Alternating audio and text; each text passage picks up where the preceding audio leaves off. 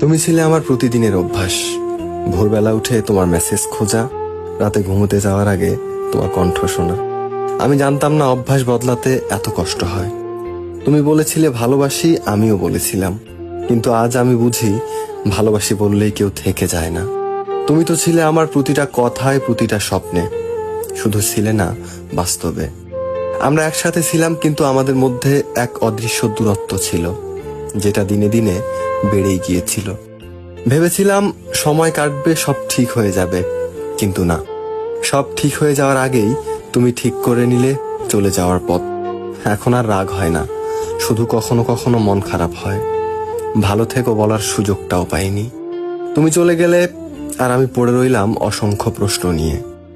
কোথায় ভুল হলো? আমি কি খুব কম ভালোবেসেছিলাম, নাকি খুব বেশি? তুমি আজ কার সঙ্গে হাসো আমি জানি না। আমার কথা কি তোমার একটুও মনে পড়ে?